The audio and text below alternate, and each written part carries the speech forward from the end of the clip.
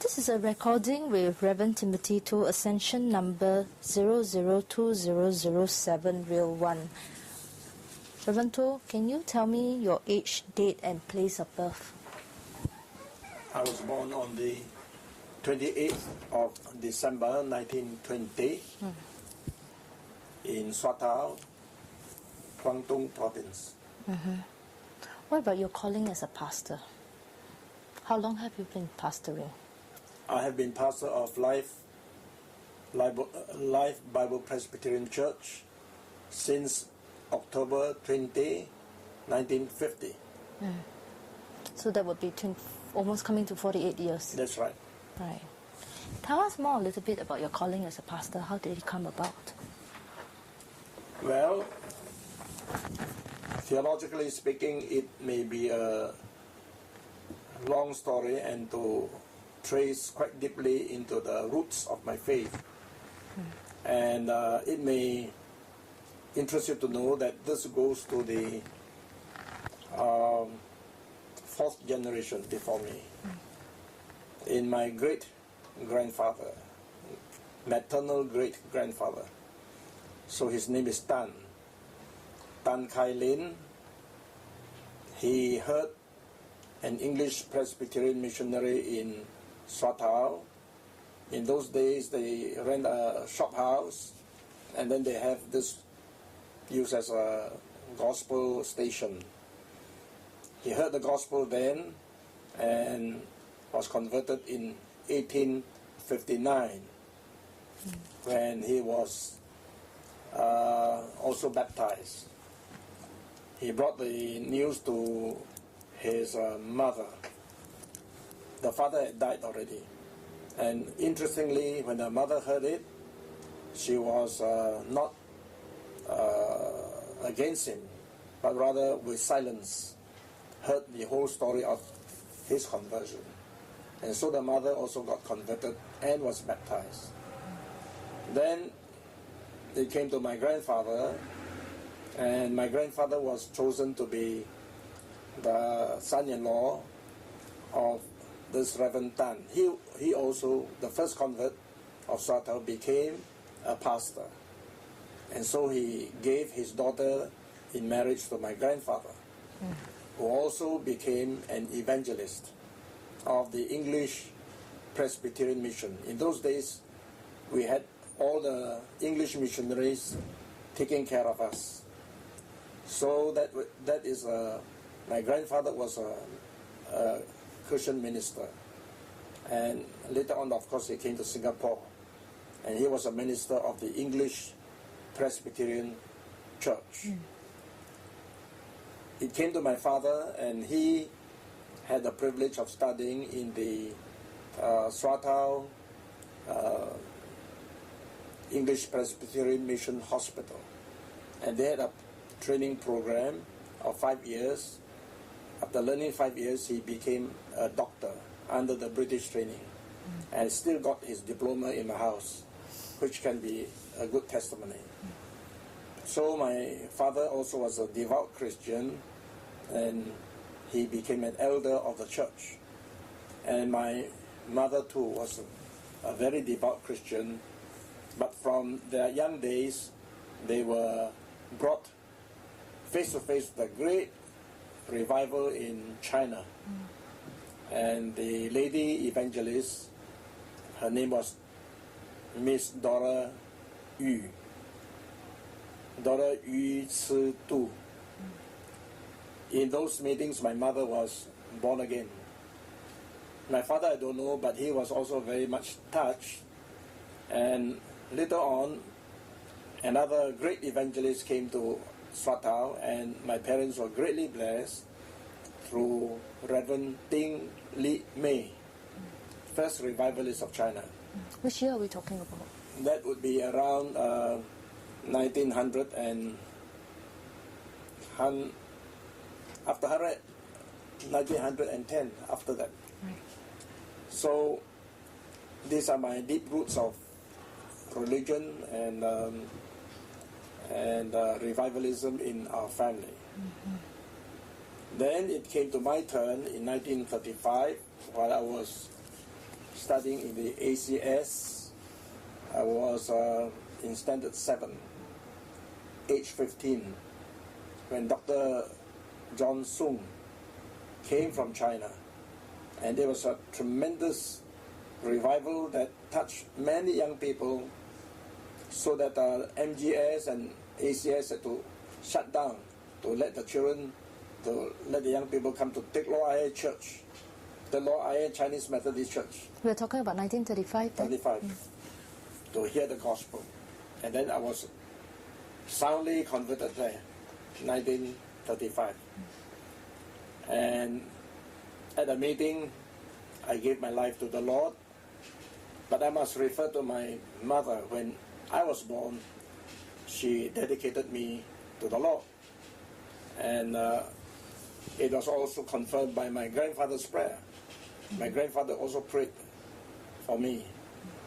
And so the Lord accepted my dedication. And 35 myself, my mother, and then myself. But when I grew up and passed my senior Cambridge, I was very worldly, ambitious. And so I do not know why, but somehow I just went to Raffles College, predecessor of NUS, and I took up science. And of all things, I'm in the art stream to take science. So after one semester, or one term, 3 terms in a year, I failed flat. 3 subjects, higher mathematics, chemistry, and physics. I failed the first 2. I was first boy in ACS. You can still see the plaque there. I'm number 2 after Lim Kok An, 1936. Lim Kok Han was... Xiaoboling medalist. We were first in the senior Cambridge, you see. Lim Kok Han was a former dean of a medical faculty, right? He was professor, Yeah. Lim Kok An. Yeah. Dean. But 1937 is my name. That I got first also in the, and got the Xiaoboling medal. But I went to Raffles College and I failed. So you can see what a blow that I was ground to powder, I should say. How do you explain that, from being a top boy right to the bottom? Well, it is simply that I was doing something just out of vainglory, thinking I'm going to get a science degree, so I'll be somebody. And why do you do it? I cannot tell you. Just only to be qualified, with a degree, that's all.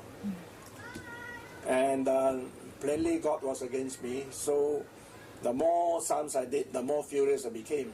We were given 40 sums to do a week, and that was really terrible. I didn't like to do sums.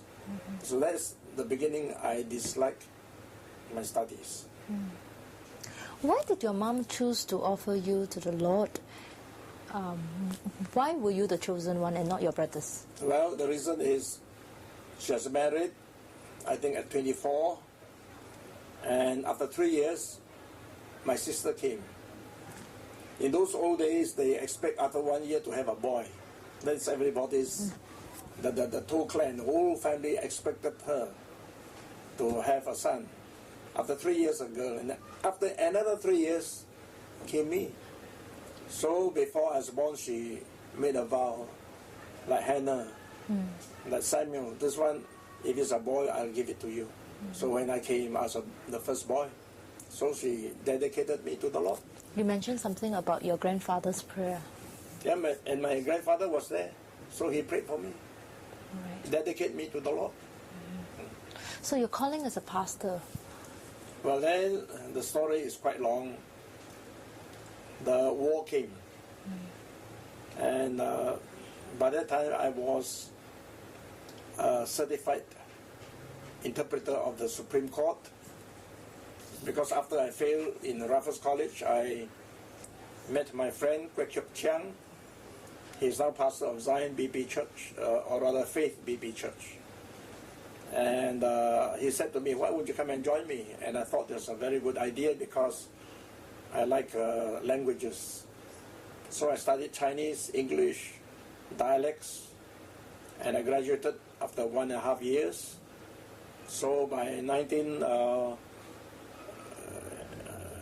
January 1940, I was already given a place in the Supreme Court as interpreter. Then the war came, you know. The war came in 1941 December, 7th, about that time. And then if you were going through the university, you were just about that time, whether you graduate or not, they had a hard time. So during the Japanese days, I worked very hard in my Japanese, and there was this entrance exam to the Judicial Officers Training Institute, started by the Japanese. And out of 386 competitors, I was one of 12 chosen. Because I was very good in Japanese, and I became a law student. 12 of us only. And we were all taught by the lawyers, magistrates, whoever they may be, but they had no job. They were very happy to be teaching again. And after the war, I went back to my interpreter's job because the British military administration came back. But they were all dressed in military uniform. They were under the military. The BMA. Yeah, BMA. So I was very happy when my father one day sent my brother from Batu Pahat. They were staying in Malaysia. And my younger brother said to me, Dad is going to give you $4,000 if you go and finish your law in England. I passed my law by 1945, June.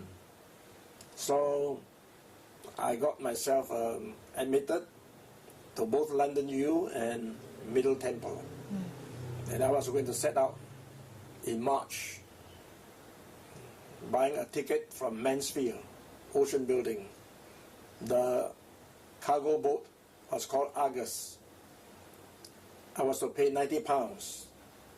And then suddenly my mother in Batu Pahat, after 5 days illness, died. And so I cannot set out. I had to go back to attend the funeral, the boat sailed. But it was very early because it's the same year that Pan Yu went to England to study. In fact, he went there in October. He was late. I read his book. He was late for some 1 or 2 weeks. But I was going in March. I would have gone 6 months ahead of him. But then, because of my mother's death, I delayed and stayed with my father in Batu Pahat. But in 5 weeks' time, I got a telegram from my wife from Singapore to Batu Pahat to say that baby is going to operation this morning, 7 months old, with the interception of the intestines, blocked up. So I took a taxi immediately to come to Singapore. I went to see her at the KK hospital. And I saw my wife pinching her. She's dead already. The operation was unsuccessful. Well, that was the time that I was brought face to face with God. I suddenly seeing the sad, my wife getting hysterical, crying, and pinching her and saying, "Get up, get up." Well, I said, man's life's like morning dew. What shall it profit? Then I had a fainting sensation, so they put me down on the sofa. And there I saw, as it were, I was like a rich young ruler with $500,000 in each hand, but I was like a dying man, cold and clammy. You have to let go. And all the world, the glitters of the world, appeared to be a smoldering heap of rubbish and embers. And I was facing total darkness. Then I prayed to God, God, if you let me live again, I will serve you all my life. So then I woke up, and then they saw me glowing like an angel, whereas I was like dying the previous minute. Was it a medical condition that you were under? Was it a medical condition that you were under when they No, thought no. that you were dying? I was perfectly healthy, but the impact of my wife pinching the baby girl that she's dead so struck sorrow in my heart that I gave up the will to go to London. I said, well, man's life is like that, and I'm going to die too. You know, I feel like dying. So I said, Lord, if you give me back my life, I will serve you all my life. So You uttered the prayer on the spot. Yeah, on the spot, I prayed. After the prayer, I regained my strength again, and I looked like an angel. Then I told my brother, Dr. Tow was by the side. My second aunt was there, and she gave me some rabbit soup to drink, and I got much better. Then I told them, I said, everything's over. Let's go home. No more London. And China. Because China is where I have the connection to go for training, you see. So when I went to tell my second uncle, he had a downcast face because he was very ambitious that I, being his nephew, should go and finish law and be somebody. And of course I had very great ambition to be someone in the world, you know, politician and power and money and all these things. But I was struck down through this experience by my baby's deathbed in the hospital. And she was a little girl of 7 months old. So that was a turning point of my life, that now I willingly give myself to the Lord. Though in 1935, as a young man, when I was in school, I gave myself to the Lord. But the trouble is, when I grew up, I was very ambitious. In my subconscious mind, I said, Lord, give me 30 years vacation, then I come and serve you. That was a subconscious prayer. You know? But after this, it was a total change. Your mom's death, what impact did it have on you? It did not have any impact on me because I was dead earnest to go to London. And my wife was crying and said, you're going to leave me without any consultation. I said, never mind, I go there 2.5 years, come back. It will be all right, and you stay with Daddy. That was in Batu Pahat. My father was practicing in Batu Pahat.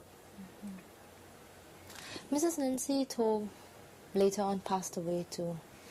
Well, she was married to me since January the 12th, 1940. By December 1940, we had our first son. So she lived with me together from 1940 to 1965. So we had been married for 25 years. Can you talk a little bit about your relationship with Mrs. Nancy Tow and your children then? Well, I love my wife very much. And through her, we had, I lost count of my children. John, who is now in America. Lihia is now a missionary's wife. And Champagne and Shamin, these are 2 sons. And then Lily, Lily, and Leanne. That's how many? 7 children. All right, 7 children. So Lilin is the one who died that brought me back to the Lord. And after I went to America, I came back. I had 2 more children, Lily and Leanne. But it was in 1965 when we had a fatal motor accident at Bidor. Bidor is on the way to Cameron Island. Bidor and then Tapa. At Bidor, the motor accident occurred. A young man, a deacon of the church, was driving my Beetle, and my wife was sitting in the back of the car with the two girls, Lily and Leanne, and my aunt was sitting in front.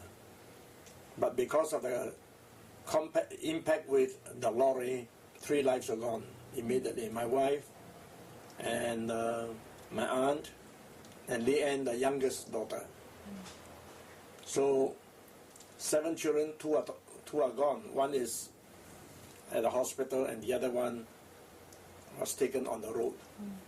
How would you describe your relationship with Mrs. Nancy Tow? My relationship with her was very good. I love her very much. But we used to have occasional quarrels.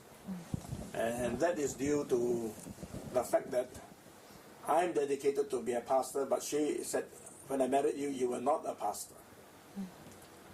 But the main thing was money. As a pastor, my salary was very small. She had to work as a midwife. Her salary was 160. And together with our salary, we can pull along that, but very straightly, you know, without any money left. So money was partly, but the reason why we quarreled was that we were not compatible with each other. I mean, our nature, you know. But that was an occasional, not frequent, but every now and then it will flare up for nothing, you know. One thing is, I think we were also too young. I married very young. How old did you marry? 20. 20 years old. How did you get to know her?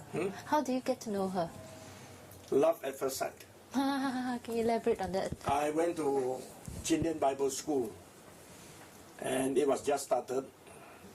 This school was started in the wake of John Sung's great revival, and so many wanted to study the Bible, and so 2 ladies from China, missionaries from China, they started the school, Miss Leona Wu and Miss Ng Pek Luan, who is still alive, and she is now 91 or 2. This goes back to 1937. So my wife was also from Batu Pahat, and her father was a pastor, Methodist. And I somewhat know that she's staying there, just around the corner. But one day my mother took me to see Miss Wu, the principal of the Bible school. And there I saw her. Immediately as a grip. I was so surprised. Being a very young man, but I fell in love with her immediately there. Then I realized that she's staying just around the street. My father has a dispensary clinic on the side road, and she stays on the main road. So that's how I got a chance to see her on and off. And that was 1938 that I met her. So by 1940 we were married in the early part of the year, with the whole Tow clan very happy because I got my uncle, and then and especially my second uncle. So the whole family came up, and then her family is very respected. The father is a pastor, and so we were married in Batu Pahat. The death of Nancy Tow and your daughter at the car accident. Beg pardon? The death of Nancy Tow and your daughter at the accident. Yeah, that's right. How did it impact your life? Of course, I was so shocked. And Lily was semi-conscious and making a whining noise. Her life was still there. Lily is the other daughter. Leanne was taken with my wife and my aunt. So I was a leader of 7 cars going up to Cameron Highlands for the Bible camp. But I still held myself intact, that I could drive the Kombi, Volkswagen van, all the way up to Cameron Highlands, while my wife and my aunt and my youngest daughter were kept at Tapa Hospital in the mortuary because they are dead. So they kept them 3 in the mortuary. And I went up to the mountain, but the next day I drove down to go to Ipoh to look for 3 coffins. And the most wonderful thing is that we want Western coffins, not the Chinese coffins. There were 2 big coffins for the 2 adults, and then there was a small coffin for my daughter. The only small coffin available. So it was a very wonderful lesson that the Lord provided even for this Leanne, the youngest daughter. She was 11 and a half. Did it have any significant impact in your life as compared to those days when your baby died at KK Hospital? It was a turning point in your life to go into full-time. What about the death of Nancy and your daughter? Well, that is something so sudden, but I just bowed down to the Lord. The Lord gave and the Lord has taken away. Blessed be the name of the Lord. To this day, it is my spirit. Though he slay me, yet will I trust in him. Job 13:15. I had no quarrel with the Lord. I just submitted. Tell me about your second marriage to Mrs. Ivy Tow and your children. Well, then Ivy was my student, and she was my only student. I started the college with 3 students, but after the first year, we started the college in 1962. So after the first year, all left except Ivy. So she was my student from 1962. So by 1965, when the accident occurred, she would be the most senior student. There were other students that came in, maybe by that time we got 4 or 5. And then that's how the Lord worked out, that he provided Ivy for me. And so we got hitched up together. And your children? How many children do you have? My children, the son was in America, the daughter was in America, the 2 younger sons were with me in Singapore, and Lily, who was injured in the accident, was with me. So 2 children were in America, 3 with me here. So today you would have how many children? So with Ivy, I've got 2. So you've got 9, and I've got 2 9. passed away. Yeah, 2 So passed away. 7. Right. Rev Tow, let's move back and talk about your younger days. Can you share a little bit about your relationship with your parents and siblings? Well, we are of the old school, and my father was very strict, and we live in like a Confucian style, the respect to the parents, and we love our parents very much. So all this while, from beginning, we were educated in Singapore, while my father had his practice in Kluang and Batu Pahat. But every vacation, we'll go back and stay with our parents until about school opening, then we come out.